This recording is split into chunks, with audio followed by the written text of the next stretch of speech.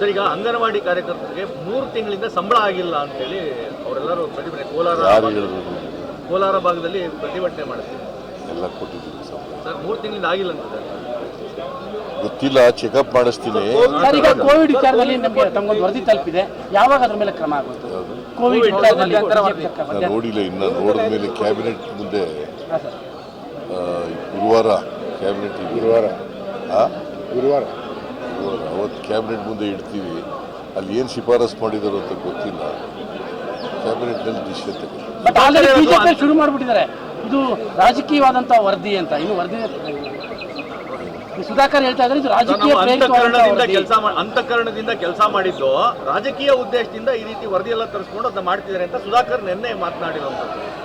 ಕುಂಭಕಾಯಿ ಕಳ್ಳ ಅಂದ್ರೆ ಇನ್ನು ವರದಿ ಏನು ಅಂತ ಗೊತ್ತಿಲ್ಲ. ಅವ್ರಿಗೆ ಗೊತ್ತಾಯ್ತಾ ವರದಿ ಏನಿದೆ ಅಂತ? ಮುಖ್ಯಮಂತ್ರಿಗಳಿಗೆ ಗೊತ್ತಿಲ್ಲ. ಅಲ್ಲಪ್ಪ, ನನಗೆ ಗೊತ್ತಿಲ್ಲ, ಅವ್ರಿಗೆ ಗೊತ್ತಾಯ್ತಾ? ಅವ್ರಿಗೆ ಗೊತ್ತಾಗಿದೆಯಾ? ತಪ್ಪು ಮಾಡಿರ್ಬೇಕಾಗಿರೋದ್ರಿಂದ ಚಡ್ಪಡಿಸ್ತಾ ಇರೋದಲ್ವಾ? ನೀವು ಮನುಷ್ಯನ ಸ್ವಭಾವ ಅರ್ಥ ಮಾಡ್ತೀವಿ. ರಿಪೋರ್ಟ್ನಲ್ಲಿ ಏನಿದೆ ಅಂತ ಯಾರಿಗೂ ಗೊತ್ತಿಲ್ಲ. ಸುಳ್ಳು ವರದಿ ತರಿಸ್ಕೊಂಡಿದ್ದಾರೆ ಅಂತ ಹೆಂಗ್ ಗೊತ್ತಾಯ್ತು ಇವನಿಗೆ? ಹೆಂಗ್ ಗೊತ್ತಾಯ್ತು ರೀ? ಹೆಂಗ್ ಗೊತ್ತ? ಈಗ ಅದ್ರ ಮೇಲೆ ಕಾಮೆಂಟ್ ಮಾಡ್ಬೇಕಾದ್ರೆ ಬಹಿರಂಗ ಆಗದೇನೆ ಹೆಂಗ್ ಮಾಡ್ತಾರೆ? ಅಂದ್ರೆ ಸುಧಾಕರ ತಪ್ಪು ಮಾಡಿದ್ದಾನೆ ಅಂತ ಗೊತ್ತಾಗಿದೆ. ಅವನಿಗೆ ಮಾನಸಿಕವಾಗಿ ಮನಸ್ಥಿತಿ ಏನೋ ಒಂದು ತಪ್ಪು ಮಾಡಿರೋದು ಗೊತ್ತಾಗ್ಬಿಟ್ಟಿದೆಲ್ಲ, ಅದಕ್ಕೆ ಹಂಗೆ ಪಾಪ ಇನ್ನು ರಿಪೋರ್ಟ್ ನೋಡದೆ ಹೋದ್ರು ಕೂಡ ಹೇಳ್ತಾ ಇದ್ದಾರೆ.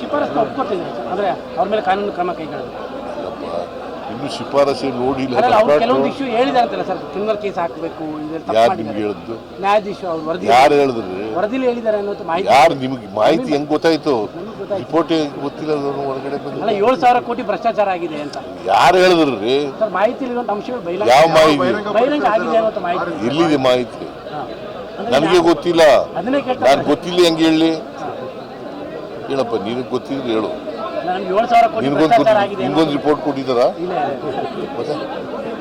ಭ್ರಷ್ಟಾಚಾರ ಆಗಿರುವಂತದ್ದು ತಾವು ಈ ಹಿಂದಿನ ಆರೋಪಗಳನ್ನ ಮಾಡ್ತಾ ಇದ್ರಿ, ಕೋವಿಡ್ ವಿಚಾರದಲ್ಲಿ ಭ್ರಷ್ಟಾಚಾರ ಆಗಿದೆ. ಇದೇ ಮಾಡಿರೋದು ಬೇರೆ. ಈ ರಿಪೋರ್ಟ್ ಏನು ಮಾಡಿದ್ದಾರೆ ಕಮಿಷನ್ ಅಧ್ಯಕ್ಷರು ಏನು ರಿಪೋರ್ಟ್ ಕೊಟ್ಟಿದ್ದಾರೆ ಗೊತ್ತಿಲ್ಲ. ಯಾವಾಗ ವರದಿಯನ್ನು ಯಾವಾಗ ಬಹಿರಂಗ ಮಾಡ್ತೀರಾ ಸರ್? ಸಾರ್ವಜನಿಕರ ಎಷ್ಟು ಸಾರಿ ಹೇಳಿದ್ರಿ ನಿಮ್ಗೆ? ಕ್ಯಾಬಿನೆಟ್ ಮುಂದೆ ಇಡ್ತೀವಿ, ಕ್ಯಾಬಿನೆಟ್ ನಲ್ಲಿ ಏನು ತೀರ್ಮಾನ ಆಗುತ್ತೋ ಅದ್ರ ಮೇಲೆ ಕ್ರಮ ತಗೋತೀವಿ.